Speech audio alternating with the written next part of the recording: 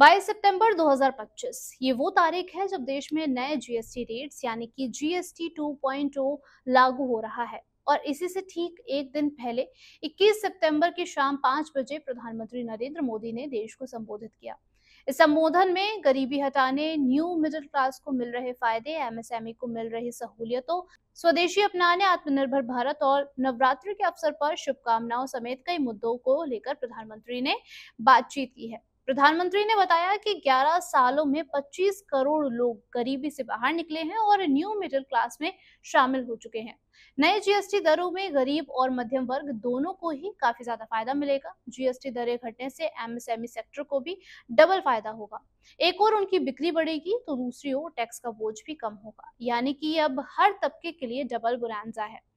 मध्यम वर्ग, new middle class, युवा, किसान, महिलाएं, दुकानदार, व्यापारी और उद्यमी सभी के लिए ये बचत उत्सव फायदेमंद साबित होगा। प्रधानमंत्री ने स्पष्ट किया है कि जीएसटी में हुए सुधारों के चलते अब 99% चीजें 5% के टैक्स स्लैब में आ चुकी हैं। इससे मिडिल क्लास की जिंदगी में बदलाव आएगा और गरीबों को डबल फायदा मिलेगा। पूरे देश के लिए एक जैसी टैक्स व्यवस्था बनेगी और जीएसटी दरें भी कम होने से सभी के सपने पूरे हो पाएंगे और आसान हो पाएंगे। उन्होंने कहा है कि अब देश में जीएसटी बचत उत्सव शुरू हो रहा है, जिससे हर घर की खुशियां बढ़ेंगी और केंद्रीय राज्य के सहयोग से ये संभव हो पाया है। राज्यों को संबोधित करते हुए पीएम मोदी ने कहा कि राज्यों की सारी शंकाओं का समाधान किया गया है। वन नेशन वन टैक्स का सपना अब सच होने जा रहा है। जीएसटी रिफॉर्म से अब टैक्स के जाल की परेशानी दूर हो रही है और राज्यों के हर सवाल का हल निकाला गया है। साथ ही प्रधानमंत्री ने सभी राज्यों से अपील की है कि वो स्वदेशी अभियान में पूरा सहयोग दें और अपने अपने राज्यों में स्वदेशी को ही प्रमोट करें।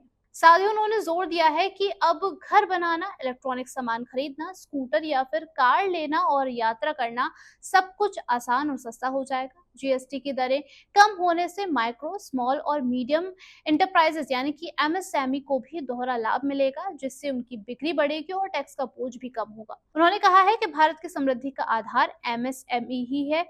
मैन्युफैक्चरिंग और क्वालिटी में भारत को पुराना गौरव फिर से वापस पाना है और हर प्रोडक्ट वर्ल्ड क्लास क्वालिटी में बनाना है। पीएम मोदी ने विदेशवासियों से प्रेरणादायक अपील करते हुए कहा कि जिस तरीके से आजादी की लड़ाई को स्वदेशी के मंत्र से ताकत मिली, उसी तरह देश की समृद्धि भी स्वदेशी से ही संभव है। आज जाने अनजाने में हमारी रोजमर्रा की जिंदगी में कई विदेशी चीजें शामिल हो गई हैं। हमें धीरे धीरे उनसे मुक्ति पानी है और मेड इन इंडिया प्रोडक्ट को अपनाकर अपने देश के युवाओं की मेहनत और बेटियों और बेटों का पसीना सम्मानित करना है। हर घर, हर दुकान को स्वदेशी का प्रतीक बनाना है। गर्व से कहो कि मैं स्वदेशी खरीदता हूँ और बेचता हूँ।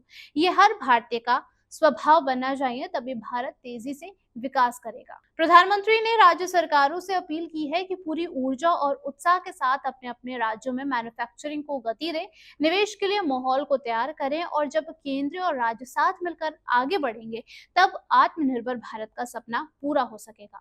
अपने संबोधन के अंत में प्रधानमंत्री ने कहा कि रिफॉर्म एक निरंतर प्रक्रिया है। देश की मौजूदा और आने वाली जरूरतों के हिसाब से अगली पीढ़ी के जीएसटी रिफॉर्म लागू होने जा रहे हैं, जो सभी के लिए राहत और अवसर लेकर आएंगे।